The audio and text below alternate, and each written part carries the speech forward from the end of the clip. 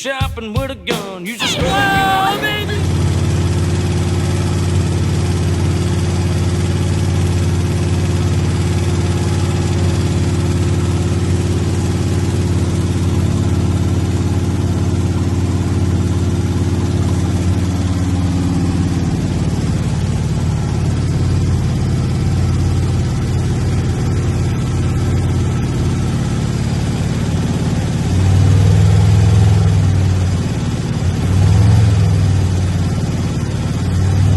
Alright, flat tap a camshaft. The initial start is the most critical part of the braking procedure, so I eyeballed about 30 degrees of timing on the distributor and she fired right up. We had good Lucas braking oil in her and ran her about 10 minutes. Heard some ticking noises that got worse as the run went on, so we shut her off and that was it.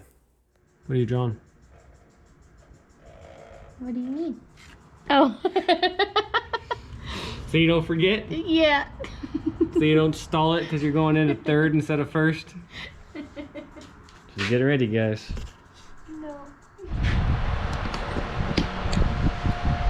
Alright guys, welcome back to Cherezian Racing. Me and Eric here, working on the hobby stock. I just put those couple videos out of us breaking in the motor, and basically long story short is, had a little trouble with it. My dumb ass left the rocker arms loose on cylinder number 1 because when I set the lash the first time I said, alright, I'm gonna check TDC on the balancer and you gotta have the rocker arms off for that. And I did that, but I never went ahead and actually retightened those down. So we had a couple rocker arms back off. That's why there's a little bit of clinking noises going on in that video. But besides that, broke it in fine, and then our carburetor needle and seat stuck on us and started dumping a bunch of fuel down, so went ahead and had to put a new O-ring on the needle and seat there. Long story short is it's running now. It's all broken in as far as I know, and we got a rinky-dink kind of fuel system here sitting in the passenger seat, as you can see, and a battery just chilling with some jumper cables as our ground. But it runs good, but we're gonna go ahead and disconnect all this stuff now and actually do it right and start doing our electrical and fuel lines and stuff. But I'm gonna go ahead and fire it up one time just so you guys can hear it for now in this video, and then we're gonna get to work on it. Sounds pretty good actually. Let's make sure it's not in gear. I had Livia write the freaking H pattern there, so nobody knows, or nobody forgets how to drive this thing once they're in there. All right, there she is. Pretty tame. Got a nice air filter on it.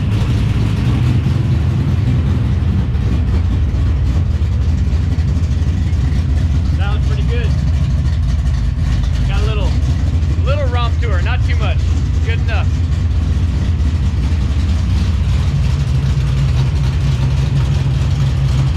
Got good oil pressure. She's coming along.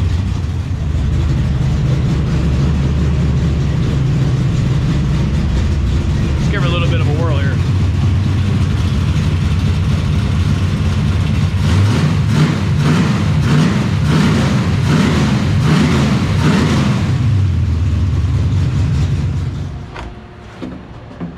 So that was our fuel cell, and this was our battery ground. A freaking pair of vice grips on the battery, and right here on the control arm. So that's that. As you can see, got the enclosed trailer right there. If you guys haven't seen our last video, go check it out. We hit Antioch Speedway with the super truck and won. Felt pretty good to start the season out that way. Really kind of got lucky with the whole deal, but it was a fun race, and got a lot of work to do on it still, but we're not racing the super stock until the 29th of June, so we're gonna try to get this guy on the track, if you can believe it, on the 22nd. Got a lot of work to do, but I think we can do it. Just cosmetic might not look so good, but I think it'll be mechanically ready to go. All right, so Eric just left, and I'll show you guys what we got done. We're getting really lucky. Somehow, all of these electrical cables that we're running here are like almost the exact same length that we need them to be, as far as like not having to cut them or nothing like that. This one lined up right with our freaking shut-off switch here. This one right here was the exact right length with the guys crimped on them there, the little eyelets. So shut off switch, got the starter solenoid there, my little fuse block, to be continued. Just showing you guys what's going on. Also, the alternator wire here runs all the way back and basically is just long enough for us to cut it and put it there. Looking good. And for you guys' information, all these cables I have here is all like stuff that I've had taken off cars and stuff over the years, customers' cars, super truck, whatever. And so the stuff that I'm finding that works is free. It doesn't cost me a dime. That's what I'm talking about. So I'm not sure if I said it in the last video or not, but I have never won a race in the super truck without a mullet. Just figured I'd put that out there. All right, so it's Saturday. I'm working on the hobby stock here. I just got a couple coats of the spray paint on these new additions I welded on, which would be the, I welded a couple of bolts on to the roll bar here to mount the starter solenoid, a little plate right here for the fuse block, and then a plate over here for the main cutoff switch. So I just went ahead and put a couple coats of paint on them, get them from rusting up, and now I'm gonna rivet this guy on there if I can get the hole right size. But basically I got to go back to my old Milwaukee plug-in drill because my snap-on, you know, high dollar cordless drill needs another rebuild. This is like the third rebuild I've had to get on it. So back to using this way. I don't know why it broke. It's kind of a piece of junk, and every time you got to rebuild it, it's like 150 bucks and 200 bucks. So I don't know. You're better off just buying the cheap stuff. I bought it for work, but I never use it at work. I just use it right here, working on race car stuff. So that's what I'm doing today. Just figured I'd bring you guys along with me and I don't know, hang out a little bit. All right, so I absolutely love our new enclosed trailer, but the only thing that absolutely sucks is now all my tools that used to be in the shop are in there, and you know, high-class problems, but it's a pain in the butt. I was walking over there to get the tool I need, so I'm trying to get a basic set of tools just for the shop.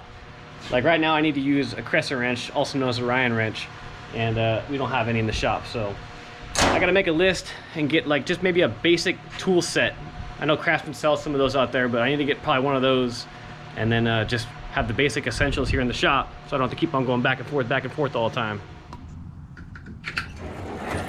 And so I asked my Snap-on guy about getting some more of these dudes because, as you can see, there's a bunch of them that are broken, and when we're parked on like a little hill, like these drawers just like to slide open big time. So hopefully he can get me some of those, but I absolutely know where absolutely nothing is in this trailer at the moment.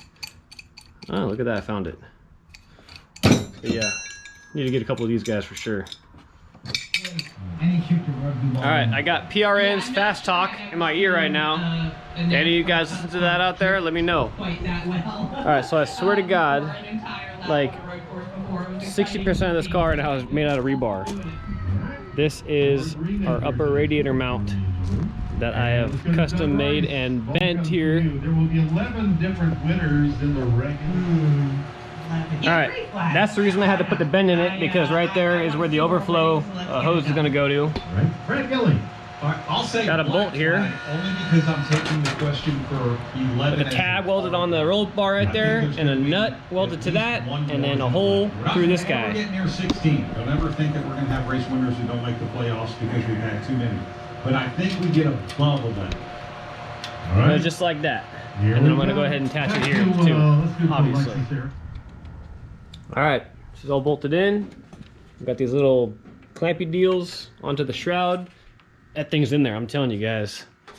She ain't going nowhere. So upper radiator mount is done.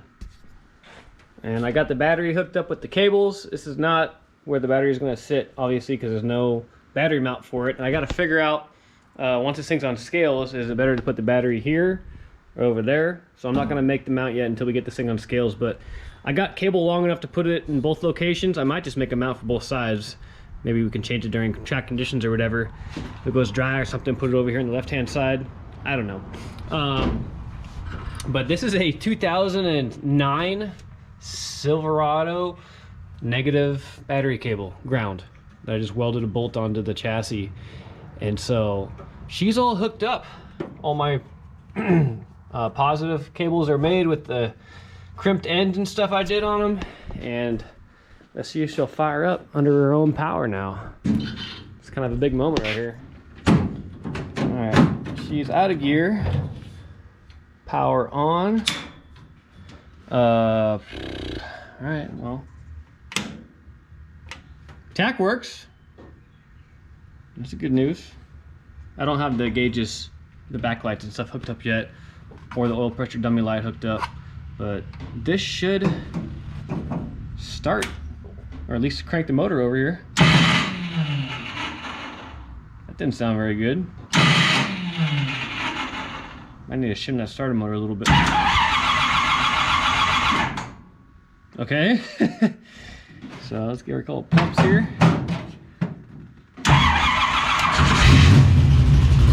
Hey! All right.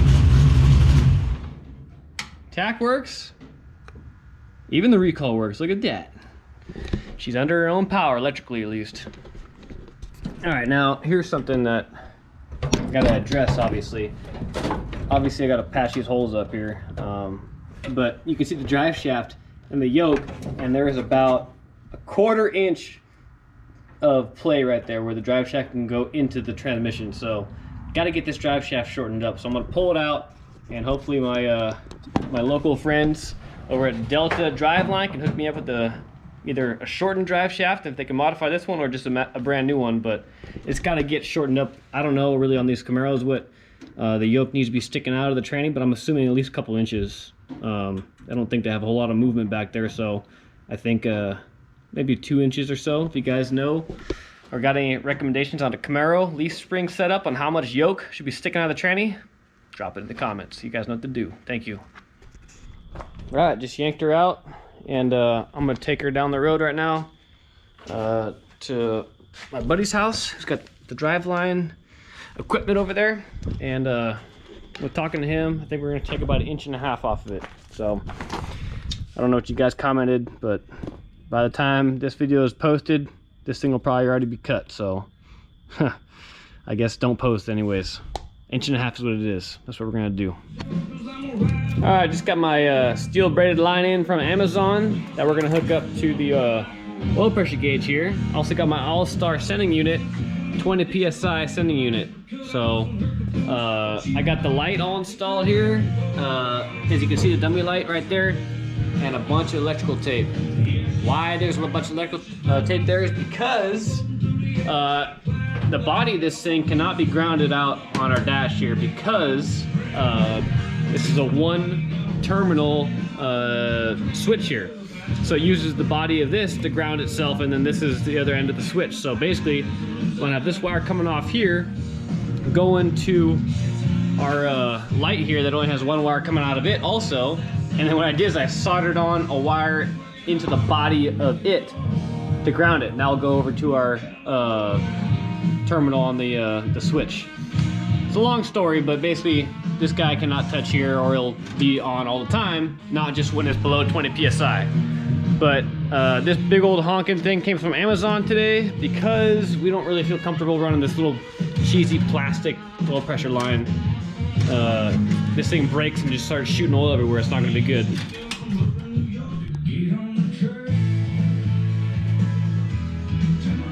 Hold on. I get the Fleming Family Racing light on right there. All right, got the line all hooked up, wired in, looking good. Let's see if it all works. All right, live there. Hey, check it out. Got all the lights working, red lights on. I don't think I have any fuel in the carburetor, but I guess I'll try to start her up real quick and see if this light turns off, see if my switch is working here. Alright, let's give it a couple pumps down here. Well, it turned off, so I know it's working, but there's no freaking fuel in the carburetor because we have our line disconnected here because I'm waiting for Eric to bring over some heat shield tape. we're gonna wrap the whole thing with. But so far so good. Looks like it's all working here. It's pretty much, I think, like 90% plumbed in as far as all the lighting goes and wires that we're gonna be running on here. So I'm gonna end this video now and enjoy the rest of my Farmers 530. And I'll see you guys here next time on Cherezian Racing. Thanks for tuning in and watching another episode of us going at Double Trouble. We're getting real close here. Not really sure if we're gonna make the 22nd race because we just, me and Livia just kind of had some bad news. We had a death in the family, so we're gonna see if we can get this thing on the track, but it might not be the 22nd. We'll just see. But thank you guys for watching as always. Remember, if it's bent, it ain't broken.